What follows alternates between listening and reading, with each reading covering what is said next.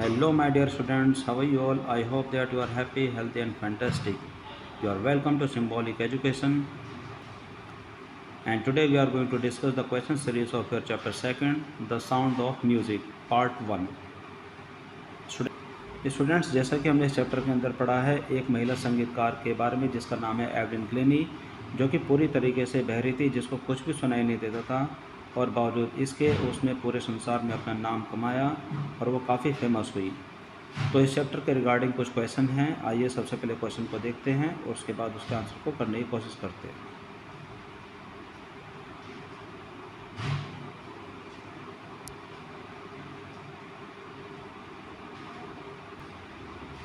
तो हम देख रहे हैं इसके क्वेश्चन को। क्वेश्चन है 3 प्रकार के, यानी कि 3 स्लैब्स के अंदर इसके अंदर क्वेश्चन पूछे गए हैं, जिसके अंदर सबसे पहले क्वेश्चन है जिसके अंदर हमें एक छोटा आंसर करना है, उसके बाद हमें एक मिडल आंसर करना है जो कि 30-40 वर्ड्स के अंदर है, और जो तीसरा जो क्वेश्चन है उसके अंदर हमें 100 से 150 शब्दों का आंसर इसके अंदर लिखना है। तो पहले क्वेश्चन के अंदर लिखा है कि answer this question in a few words और a couple of sentence each.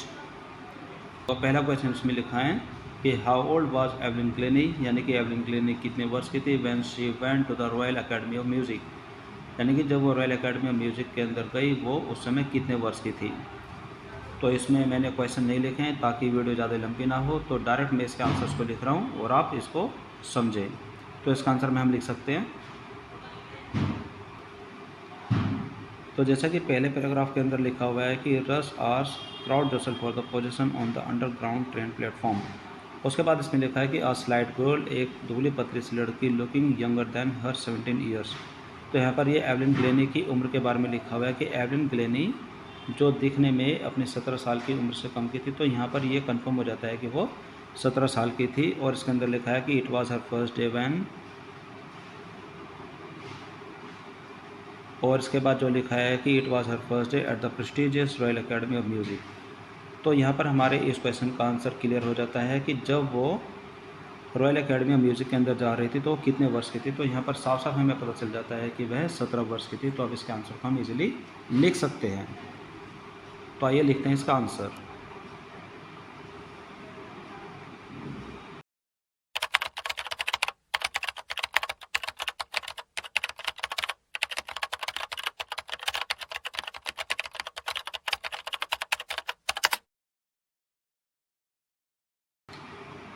तो इसके आंसर में हमने लिखा है कि एवलिन वॉज 17 ईयर ओल्ड, कि एवलिन 17 वर्ष की थी, लेकिन वो दिखने में दुबली पतली थी, इस वजह से वो अपनी उम्र से कम की नजर आती थी, लेकिन थी वो 17 वर्ष की। Evelyn was 17 year old when she went to the Royal Academy of Music, कि जब वो रॉयल अकेडमी ऑफ म्यूज़िक के अंदर जा रही थी वो 17 साल की थी। सेकंड क्वेश्चन में क्या पूछा गया ये देखते हैं।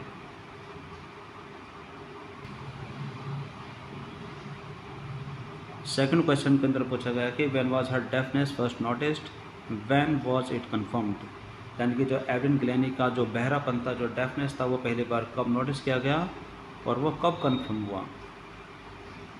तो जैसे हम इसमें देखते हैं कि जब वो 8 साल की थी, तो जब वो पियानो बजाने का इंतज़ार जो कर रही थी, तो उसकी माँ ने, उसकी मदर ने उसको आवाज़ लगाई, लेकिन उसको कुछ भी सुनाई नहीं दिया था। तो सबसे पहले इसकी मदर के द्वारा ये नोटिस किया गया था कि इसको कुछ सुनाई नहीं दिया।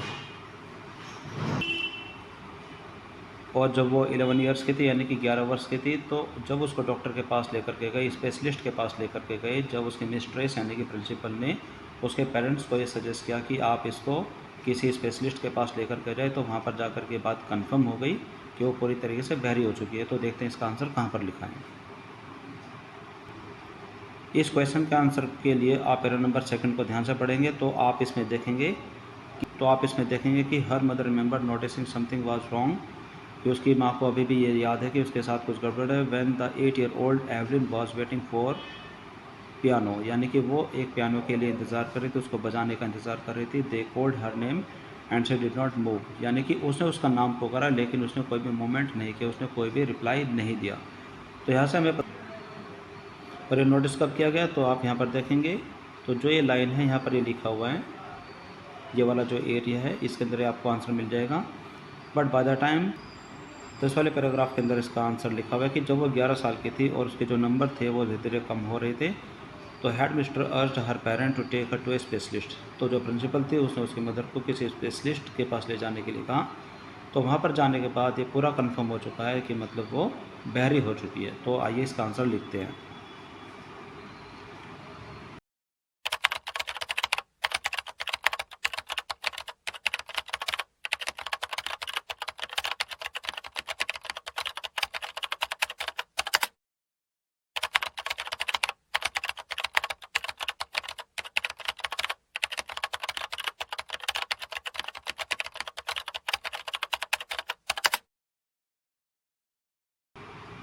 Now the answer is ready. इसमें हमें लिखा है कि हर डेफनेस वाज नोटिस्ड, उसका जो बहरापन है वो नोटिस किया गया। बाय हर मदर, उसकी मदर के द्वारा। इज़ाबेल ग्लेनी, जो उसकी मदर का नाम था इज़ाबेल ग्लेनी है। When she was 8 year old, जब वो 8 साल की थी। एंड आगे हमने लिखा है कि इट वाज कन्फर्म्ड, और ये कन्फर्म हुआ by the time when she was 11, और जब वो 11 वर्ष की थी तो ये बात कन्फर्म हो गई थी, वो पूरी तरीके से बहरी हो चुकी है जब वो 11 वर्ष की थी। तो देखते हैं इसका नेक्स्ट क्वेश्चन क्या है।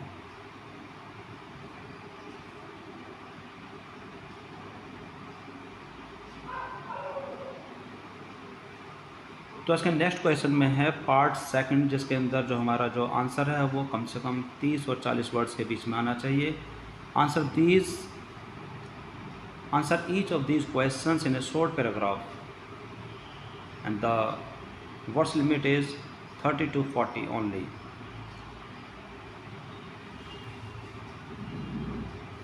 तो इसमें जो पहला क्वेश्चन है वो पूछा गया कि who help her to continue with music and what did he do and say, यानी कि किसने उसकी सहायता की कि वो अपने संगीत को लगातार रखे, अपने संगीत में आगे तक जाए, और उसने क्या किया और उसने क्या कहा। तो जैसा कि हमने इस चैप्टर के अंदर पढ़ा है कि उसका एक ढोल बजाने वाला गुरु था जिसका नाम था जॉन फॉब्स। उसने उसकी प्रतिभा को पहचाना और उसको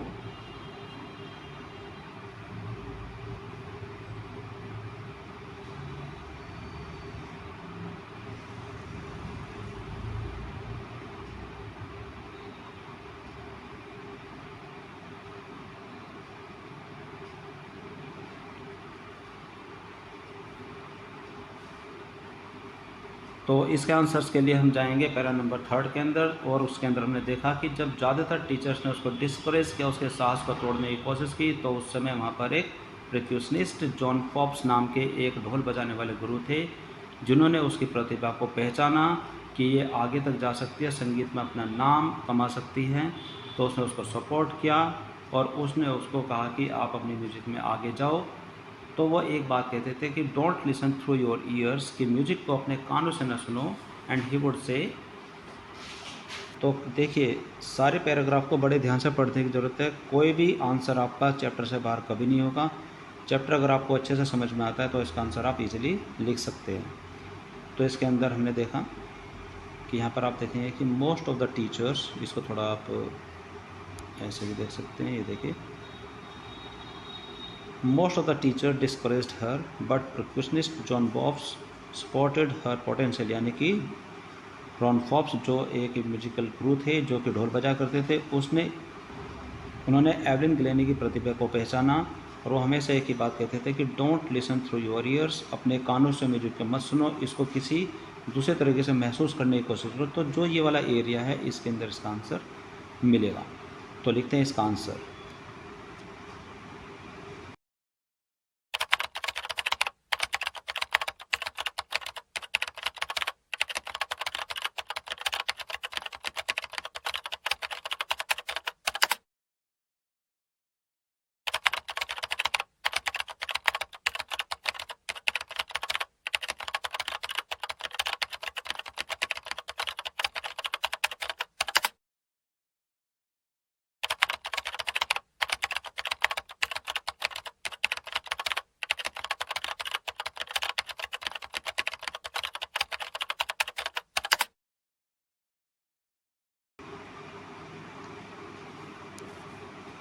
तो इसके आंसर में हमने लिखा है कि the percussionist John Forbes help her, कि उन्होंने उसकी सहायता की टू कंटिन्यू विद म्यूजिक, अपनी म्यूजिक को लगातार रखने के लिए और उसमें आगे बढ़ने के लिए। आगे इसमें लिखा है कि ही सपोर्टेड हर पोटेंशियल, यानी कि उसने उनकी पोटेंशियल को नोटिस कर लिया, भाप लिया कि येस एवलिन ग्लेनी के अंदर वो प्रतिभा है जिससे कि वो आगे जा सकती है। एंड सैड, और हमेशा वो एक बात कहा करते थे कि don't listen through your ears, कि जो ये म्यूज़िक है इसको अपने कानों से ना सुनो बल्कि इसको किसी और तरीके से महसूस करो। He began by tuning two last drum to different tunes, और उसने तो बड़े बड़े ढोल लिए और उसको बजा करके उसको ये फील कराने की कोशिश की कि यस आप म्यूजिक को महसूस कर सकते हैं। तो इसके अगले क्वेश्चन को हम देखते हैं कि अगले क्वेश्चन में क्या पूछ रहे हैं। क्वेश्चन नंबर सेकंड क्वेश्चन के अंदर पूछा गया कि name the various places and causes for which Evelyn perform, यानी कि वे सभी जगह के स्थानों के नाम लिखिए और उन कारणों के नाम लिखिए जिनकी वजह से एवलिन ने परफॉर्मेंस दिए। तो इसका आंसर भी काफ़ी आसान है, जैसे कि हमने इस चैप्टर के अंदर पढ़ा है कि एवलिन अपनी परफॉर्मेंस के लिए काफ़ी जगह पर गई और उसने स्कूलों में, हॉस्पिटल में अपने परफॉर्मेंस दिए और रॉयल म्यूजिक ऑफ एकेडमी के अंदर अपना एक म्यूज़िकल ऑडिशन भी दिया, जिसकी वजह से उसके अंदर वहाँ पर एक बहुत बड़े अवार्ड्स को भी हासिल किया। वो वहाँ पर सबसे ज़्यादा अवार्ड्स जीतने वालों में से एक थी। तो इसके आंसर को हम इजीली लिख सकते हैं। तो लिखते हैं इसके आंसर।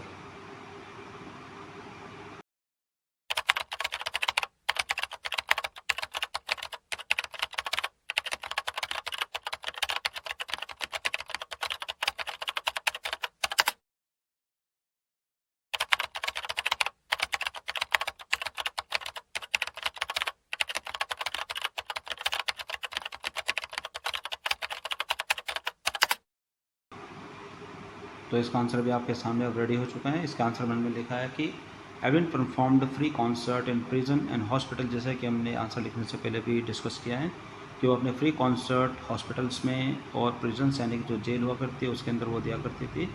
और इसमें लिखा है कि म्यूजिक हर लाइफ, उसने संगीत को अपनी ज़िंदगी बना लिया था, अपनी दुनिया समझ लिया था। And performed many regular concerts, उसने इसी तरह से बहुत सारे कॉन्सर्ट्स को लगातार परफॉर्म किया।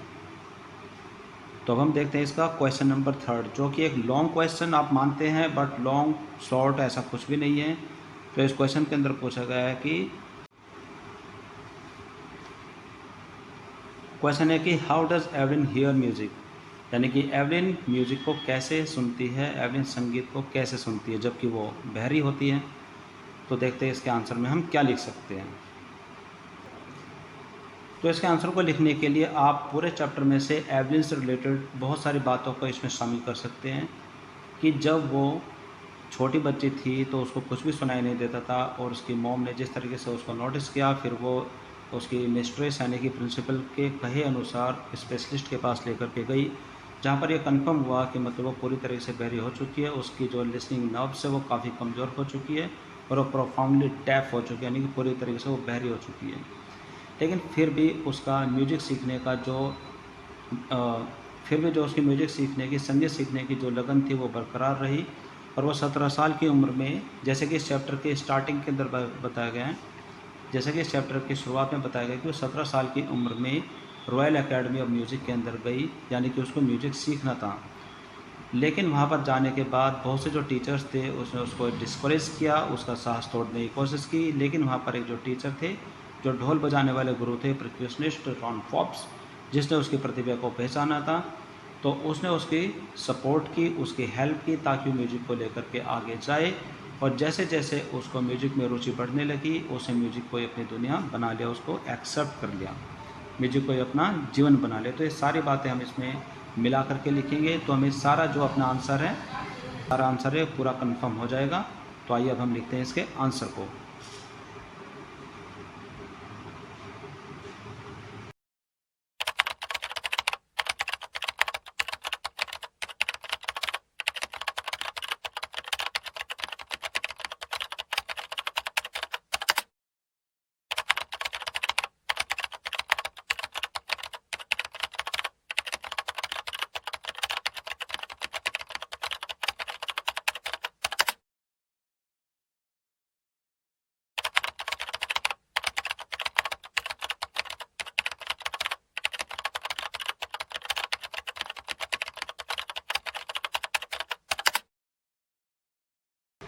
तो इसके आंसर में हमने अभी तक लिखा है कि एवलिन बिकेम प्रोफाउंडली डीफ, यानी कि एवलिन पूरी तरीके से बहरी हो गई थी by the time she was 11, यानी कि जब वो 11 वर्ष की थी तो उस समय वो पूरी तरीके से बहरी हो गई थी।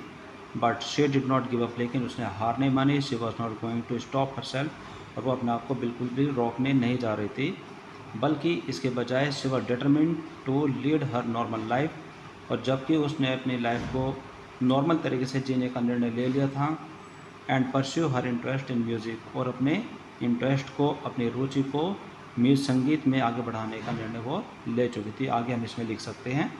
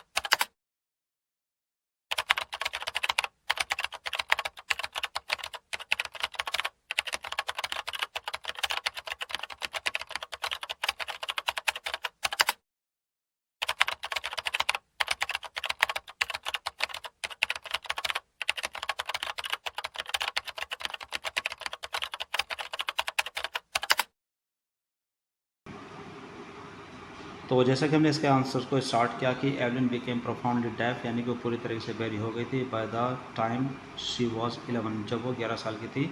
But she did not give up, लेकिन उसने हार नहीं मानी, वो अपने आप को रोक नहीं पाई। She was not going to stop herself, she was determined, बल्कि उसने निर्णय लिया to lead her normal life and pursue her interest in music, और वो अपनी नॉर्मल लाइफ को जिएगी, अपने बहरेपन के साथ अपनी लाइफ को जिएगी, और अपना जो इंटरेस्ट है, उसकी जो रुचि है संगीत में, आगे बढ़ाएगी।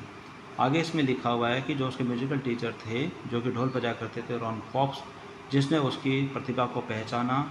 Ron Fox spotted her potential and he asked her not to listen the music through her ears, जो कि वो हमेशा कहते थे कि संगीत को अपने कानों से ना सुनो, बट ट्राई टू लिसन और सेंस इट, और इसको सुनने की और महसूस करने की कोशिश करो सम अदर वे, यानी कि किसी अन्य रास्ते से, किसी अन्य तरीके से। ये कि वो बड़े ड्रम को अपने कमर के ऊपरी भाग पर महसूस कर सकती है, और जो छोटे ड्रम को उसको अपने कमर के नीचे वाले भाग पर महसूस कर सकती है। आगे इसमें लिखा है कि Ron Fox repeated the same exercise and soon, और जो रॉन फॉक्स था उसने ये ढोल बजाने की जो प्रक्रिया बार बार दोहराई, और जल्द ही एवलिन डिस्कवर्ड, और जल्द ही एवलिन को ये महसूस हुआ that she could sense certain notes in, और जल्द ही एवलिन को ये महसूस हुआ that she could sense certain notes in different part of her body। कि वो संगीत की अलग अलग धुनों को अपने शरीर के अलग अलग हिस्सों में महसूस कर सकती है। And she learn to open her body and mind to sounds and vibration, और जल्दी उसने अपने दिमाग को और अपनी बॉडी को संगीत की धुनों के हिसाब से ओपन करना सीख लिया था। आगे इसमें लिखा है कि शी हर सेल्फ एक्सप्लेन, और वो स्वयं इस चीज़ को एक्सप्लेन करती है, वो बताती है कि music pours in through every part of her body, की संगीत उसके रग रग में समाया हुआ है। It tinkles in the skin and it tinkles in the skin, my cheekbones and even in my hair. और वो कहते हैं कि संगीत उसके शरीर में एक सनसनी पैदा करता है, जैसे कि उसके त्वचा पे, उसके जॉ बोन्स पे यानी कि जबड़े की हड्डी पे,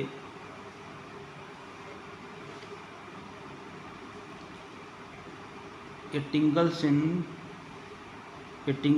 द स्किन, कि वो उसकी स्किन में एक टिंगल्स यानी कि एक सनसनी पैदा करता है।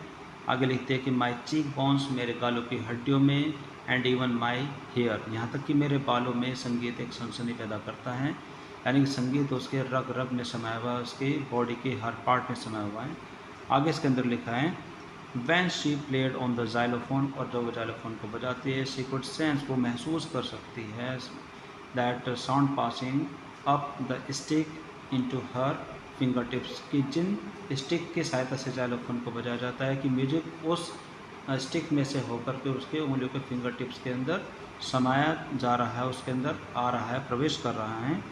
By leaning against the drum, और ड्रम के सामने वो झुक करके शी कुड फील, वो महसूस कर सकती है, वो महसूस, और ड्रम के सामने झुक करके वो महसूस कर सकते और ड्रम के सामने झुक कर के वो संगीत की रेजोनेंस यानी कि उसकी धमक को, उसकी फीलिंग को वो महसूस कर सकती है इनटू हर बॉडी, अपनी बॉडी में।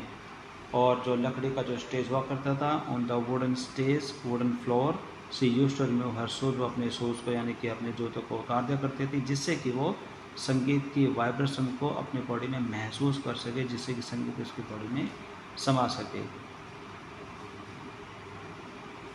आगे इसमें लिखा है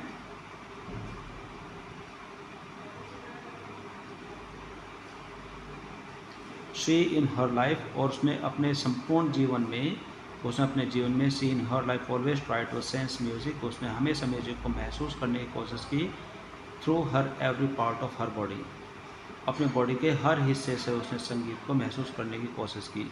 तो ये रहा हमारे क्वेश्चन नंबर 3 का आंसर, कि वो संगीत को कैसे सुनती थी। वो संगीत को हर तरीके से सुनने की कोशिश करती थी, सिर्फ उसने संगीत को कानों से नहीं सुना, जबकि वो बहरी थी, और यही उसकी कला थी कि, और इसी चीज़ को ध्यान में रखते हुए कि स्टार्टिंग में एक जो सेंटेंस हम इसमें देखते हैं, जो कि जॉन्स फॉप ने कहा था, रॉन फॉप्स ने जो कहा था, उसने ये कहा था, देखिए शुरू में क्या लिखा जाता है,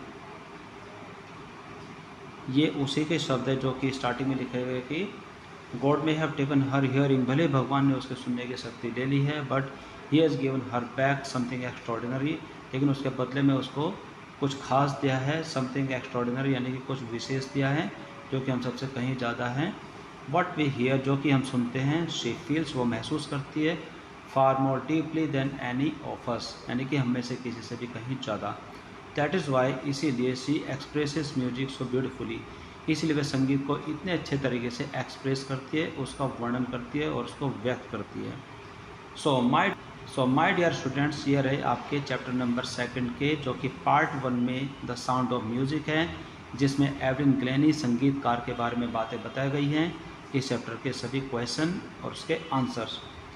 तो मैं उम्मीद करूंगा कि आप इन क्वेश्चंस को अच्छे से समझेंगे और एक एक लाइन को पढ़ने की कोशिश करेंगे, जिससे कि आप अपने एग्जामिनेशन में अच्छी परफॉर्मेंस कर सके और अपनी इंग्लिश को आगे बढ़ा सके।